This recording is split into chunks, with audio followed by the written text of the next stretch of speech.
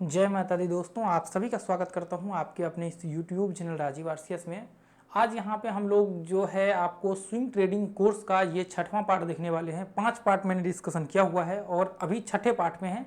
मैं एक एक करके स्टेप वाइज आपको डिस्कशन कर रहा हूं ताकि आपको स्विंग ट्रेडिंग में आपको प्रॉब्लम्स ना हो और आपको मतलब एक तरह से कह सकते हैं कि जो कंटेंट मैं यहाँ पे दे रहा हूँ ये यूट्यूब में ढूंढने से भी नहीं मिलेगा, ये इतना पावरफुल कंटेंट है। तो दोस्तों आप ये वीडियो को देखिए और वीडियो को देखने के बाद जो है प्रैक्टिस जरूर कीजिएगा, क्योंकि जो कंटेंट्स मैं शेयर कर रहा हूँ ये बहुत पावरफुल और एक अनबिलीवेबल कंटेंट है। तो देखिए पिछले पार्ट में जहाँ पे मैंने छोड़ा हुआ था आप देखेंगे तो मैंने स्टॉक्स में तो आप लोगों को दिखाया नहीं था। जो पिछले पार्ट का आप मान लीजिए कि ये इस तरह से ट्रेंड हमने आइडेंटिफाई किया और इसके अंदर कैसे हमें एंट्री लेना है, क्या क्या व्यू होता है वो तो मैंने बता दिया है यहाँ पे। एक्चुअल में एंट्री क्यों लेना चाहिए, यहाँ पे क्यों नहीं लेना चाहिए, क्या रीजंस होते हैं सारे चीज़ का, ब्रेकआउट्स का क्या प्रॉब्लम्स होती है, वो सारी चीज़ें। तो अभी जो है मैं स्टॉक्स में भी ये चीज़ आपको दिखा दूंगा, ट्रेंड आइडेंटिटी वहाँ पे वो एंट्री का। और दूसरा हम लोग फिबोनाची को जो है इसमें किस तरह से एंट्री ले सकते हैं, जैसे मैंने पिछले वीडियो में बताया था कि एंट्री लेने के लिए हम लोगों ने रिट्रेसमेंट का इस्तेमाल किया था। तो अब हम लोग इसको किस तरह से यूज करेंगे ताकि आपको दिक्कत ना हो, ठीक है। तो मैं देखिए यहाँ पे एक बार इसको लगा लेता हूँ कोई स्टॉक्स जहाँ पे आपको ये पता लग सके, ताकि एक्चुअल में हम लोग स्टॉक को एक बार एनालिसिस करेंगे, ठीक है। स्टॉक्स में हम लोग देखेंगे क्योंकि पिछले वीडियो में जो हमने बैंक निफ्टी में देखा हुआ था तो अब हम लोग स्टॉक्स में देखेंगे। ठीक है, तो मान लीजिए कि ये है आपको कौन सा, ये रहा आपका, मान लीजिए कि तो यहाँ पे हम लोग देख लेते हैं इस तरह से हम लोग यहाँ पे कर लेते हैं, या फिर डाउन ट्रेंड ऐसे बना लेते हैं, ठीक है। ये यहाँ से ये देखिए, जैसे मान लीजिए कि इधर से हमने ऐसे डाउन ट्रेंड बना लिया, ठीक है। ये देखिए ये यहाँ पे हमने डाउन ट्रेंड बना लिया। तो अब जैसे मान लीजिए कि हमने डेली चार्ट में यहाँ पे आइडेंटिफाई किया, सेम कंडीशन मैंने आप ट्रेंड में बताया हुआ था बैंक निफ्टी में। देखिए ये स्टॉक्स में मैंने इसलिए दिखा रहा हूँ तो क्योंकि पिछले वीडियो में जो है हम लोग वहाँ पे बैंक निफ्टी में हमने देख लिया था। तो अभी जो है इसको स्टॉक में देखना बहुत जरूरी है, ठीक है, स्टॉक में, ताकि आपको पता लग सके। हालांकि देखिए वीडियो बहुत लंबा हो जाता है, पिछला वीडियो शायद मेरे ख्याल से 28-29 मिनट का हो गया था, इसलिए थोड़ा जो है वो दिक्कत हो गया, नहीं तो मैं बहुत सारे स्टॉक्स को एनालिसिस करके इसमें दिखाता आप लोगों को। तो देखिए जैसे मान लीजिए कि अब हम लोगों को फिबोनाची यूज करना है ना, तो जैसे मान लीजिए कि यहाँ से इस तरह से मार्केट जब नीचे गिर रहा है, इस तरह से जब मार्केट नीचे गिर रहा होता है तो आपका जैसे ही इस हाई को ब्रेक करता है फिर यहाँ पे इस तरह से ब्रेकआउट होता है, नॉर्मल एक रिट्रेसमेंट करता है, तो ये इसके ब्रेकआउट पे हम लोग एंट्री लेते हैं ऐसे करके। तो यहाँ पे हम लोग को क्या करना होता है, जैसे देखिए एक मिनट में यहाँ पे आपको दिखाता हूँ एक क्लियर करके। जैसे मान लीजिए कि यहाँ से इस तरह से इसमें 30% का मिनिमम आप मान के चलिए कि 30-35% चलेगा, 40% तक कोई दिक्कत नहीं होगा।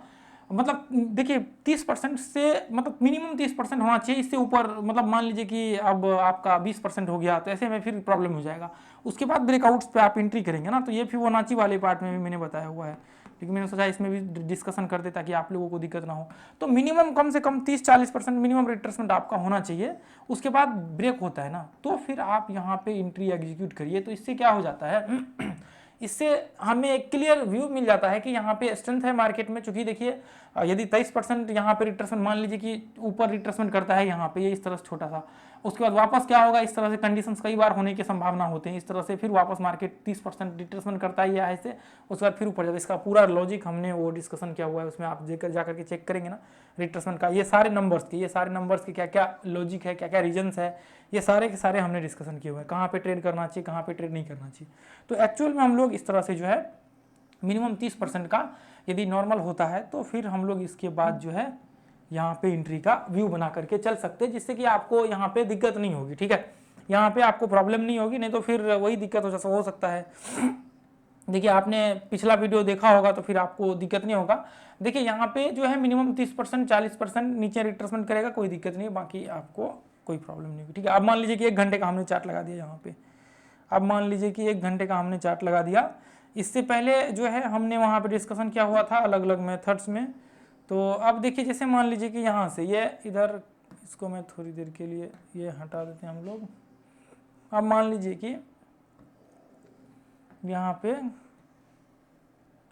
ये देखिए, यहाँ पे जैसे मान लीजिए कि ये देखिए यहाँ पे, जैसे मान लीजिए कि यहाँ पे देखिए, तो फिबोनाची हम लोग कैसे ड्रॉ करते हैं, फिबोनाची ये हाई से लेकर के ये लो तक ड्रॉ करते हैं। देखिए मैं एक बार आपको दिखा देता हूँ, ये देखिए ये हाई से यदि हम लोग को डाउन ट्रेंड का निकालना है तो इस तरह से हम लोग ड्रॉ करेंगे, ये नीचे का जो लो है यहाँ तक, तो देखिए फिबोनाची का कुछ रूल्स है, फिबोनाची के कुछ रूल्स है। अब मान लीजिए कि यहाँ पे ये इस तरह से मार्केट यहाँ पे हाई बनाया, वापस मार्केट एक ट्रेंड टाइप यहाँ पे क्रिएट करने लगा, वापस आप देखेंगे तो हाई को ब्रेक करते हुए एक ट्रेंड टाइप यहाँ पे क्रिएट कर रहा है। तो इसके रूल सिंपल से ये है कि देखिए या तो फिर मार्केट यहाँ पे यदि इस तरह से सिनेरियो होता है तो 50% तक रिट्रेसमेंट करता है तो कोई दिक्कत नहीं। यदि 50% आपका यहाँ पे रिट्रेसमेंट करता है 50% के बाद मतलब इस तरह से जाता है तो दिक्कत नहीं होगी, फिर तो आप ये लो के नीचे आप डायरेक्ट एंट्री ले सकते हैं FHLL थ्योरी को यूज करके यहाँ पे।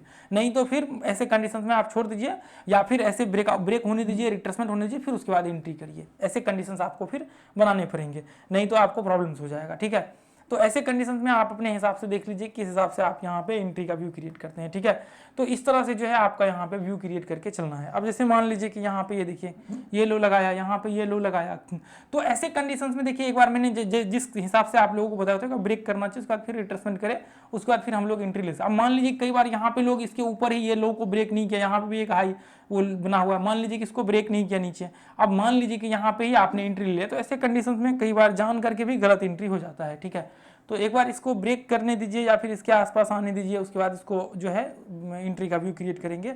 अब मान लीजिए कि यहाँ पे ये बना हुआ है, नीचे से देखेंगे सपोर्ट रेजिस्टेंस टाइप यहाँ पे इस तरह से देखेंगे, तो अब क्या होगा, इसको ब्रेक करेगा, फिर इसके बाद यहाँ पे रिट्रेसमेंट करेगा, उसके बाद ये लो के नीचे जो है आपका एंट्री का व्यू क्रिएट होगा, उसके बाद आपका जस्ट एसएल यहाँ पे लेगा।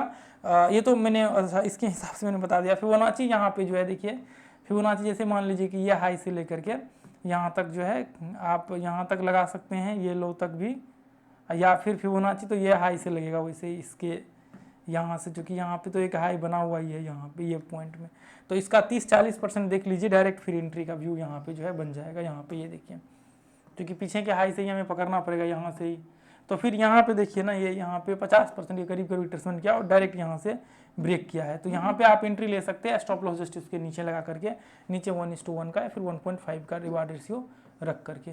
तो ऐसे कंडीशंस में जो है आप यहाँ पे व्यू क्रिएट कर सकते हैं इसको यूज करके। बाकी देखिए अब मान लीजिए कि मार्केट नीचे ब्रेक कर रहा है तो आप जो है नॉर्मल ऐसे केस में इस तरह से जो है व्यू क्रिएट करके आप एंट्री ले सकते हैं। जब जब इसका ब्रेकआउट होगा तब तब आप एंट्री ले सकते हैं, जब जब इसका ब्रेक डाउन होगा नीचे तब तब आप जो है एंट्री ले सकते हैं। तो ये चीज़ आप ध्यान में रखिएगा। बाकी जितने भी है ये पॉइंट्स को मैं एक बार और भी स्टॉक्स में दिखा देता हूँ ताकि आप लोगों को जो है दिक्कत ना हो। और अब मान लीजिए कि यहाँ पे जैसे ये देखिए इसको ब्रेक किया यहाँ पे, अब देखिए जैसे मान लीजिए कि यहाँ पे इसको ब्रेक किया सीधा, यहाँ पे एम पैटर्न टाइप बना करके ब्रेक किया, उसके बाद यहाँ पे छोटा सा रिट्रेसमेंट किया, उसके बाद फिर देखिए ये लो लगाया, उसके बाद वापस मार्केट यहाँ से देखिए इतना नीचे गिरा है तो इसका रिट्रेसमेंट भी होगा, जैसे पिछले वीडियो में मैंने बताया। तो इसका रिट्रेसमेंट कम से कम 30% हो, उसके बाद फिर यदि होता है तो फिर ऐसे यहाँ पे देखिए इस तरह से ब्रेक किया, उसके बाद ये देखिए यहाँ से यह है इसके नीचे ब्रेक किया देखिए यहाँ पे इसके नीचे यहाँ पे ब्रेक किया, ये देखिए यहाँ पे नीचे ब्रेक किया और यहाँ पे रिट्रेसमेंट किया, ये लो लगा, ये लो लगा, ये लो लगा, इसके नीचे ब्रेक किया और रिट्रेसमेंट किया। तो फिर यहाँ से आप फिबोनाची यहाँ पे डाल दीजिए। आप ये देखिए यहाँ पे ये हाई से लेकर के फिबोनाची जो है आप यहाँ तक डाल दीजिए। एक सेकेंड, एक बार मैं इसको पूरे डिलीट कर देता हूँ, फिर वापस जो है इसको ये देखिए ये हाई है यहाँ पे, इसके ऊपर से लेकर के फिबोनाची यहाँ तक डाल दीजिए। ऐसे कंडीशंस में ये देखिए, अब मान लीजिए कि यहाँ पे 30% रिट्रेसमेंट नहीं किया है तो ऐसे कंडीशंस में हम लोग एंट्री नहीं करेंगे।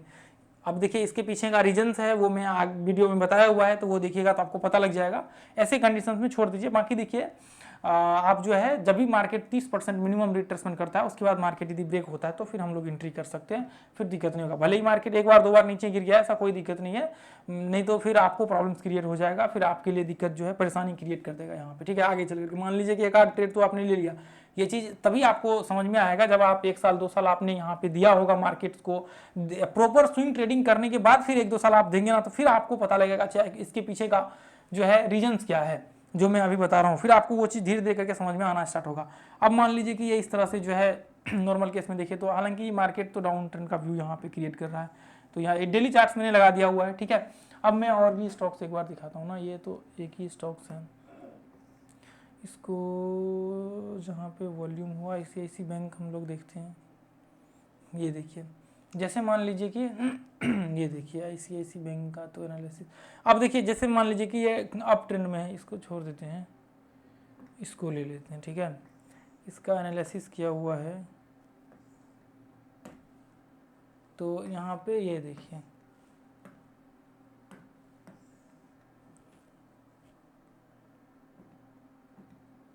एक सेकेंड, यहाँ पे जैसे मान लीजिए कि ये देखिए, जैसे आपने यहाँ पे ये इस तरह से,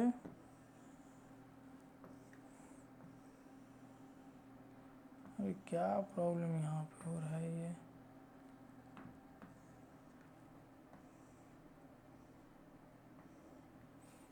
एक सेकेंड, ये देखिए जैसे मान लीजिए कि यहाँ से आपने ये इस तरह से आपने जो है यहाँ पे पता नहीं क्या प्रॉब्लम हो रहा है अभी, सिर्फ कुछ ट्रेडिंग व्यू का, मैं रिलोड कर देता हूँ इसको, फिर पता लगेगा इसमें क्या इशू है। तो इसका देखिए यहाँ पे जो भी है इसका फॉर्मूला वो आपको लगा करके चलना है। बाकी देखिए इसके जगह पे जो है ना आप मूविंग एवरेज लगा सकते हैं या फिर वॉल्यूम का इस्तेमाल कर सकते हैं। वॉल्यूम में आपने यदि वॉल्यूम का वीडियो देखा होगा ना तो फिर आपको वहाँ पे जो है पता रहेगा कि वॉल्यूम किस तरह से हम लोगों को वहाँ पे इस्तेमाल करना है, ठीक है। तो वो जो है यहाँ पे आपको देखने को मिल जाएगा। तो इसको हम लोग थोड़ी देर के लिए यहाँ पे लगा लेते हैं, ठीक है। देखिए जैसे मान लीजिए कि पता नहीं है अचानक से क्यों आज ट्रेडिंग व्यू का कुछ अलग ही सीन दिख रहा है।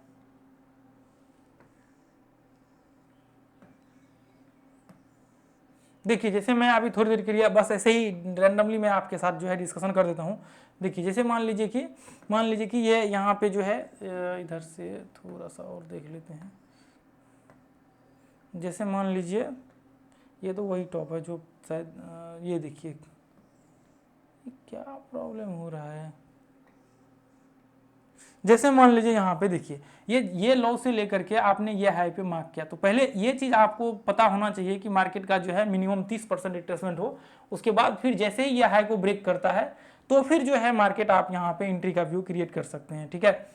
तो दोस्तों देखिए अभी तो इसमें थोड़ा सा वो हो रहा है, लेकिन आप बस इतना देख लीजिए कि ये चीज़ आप थोड़ा सा वो समझ लीजिए कि यहाँ पे जो पॉइंट्स मैंने बताए हुए ना उसको बस आप ध्यान में रखिए कि मिनिमम रिट्रेसमेंट जो है आपको इस्तेमाल करना है 30%, उससे ज़्यादा हो तो चलेगा 50% तक। बाकी जो है ये 30% का आपको यूज करना ही करना है, नहीं तो फिर कई बार आपको प्रॉब्लम्स हो सकते हैं।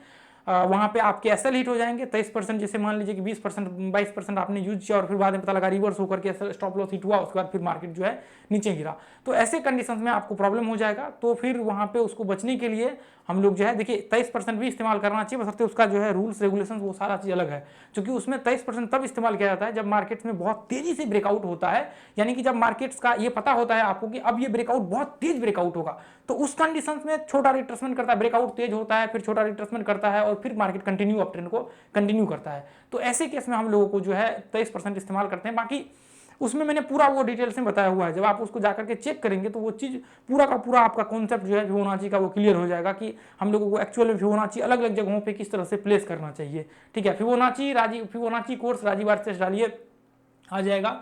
पता नहीं 10-11 घंटे का मेरे ख्याल से क्लास होगा, वो आप देख लीजिएगा, फिर 7 घंटे का।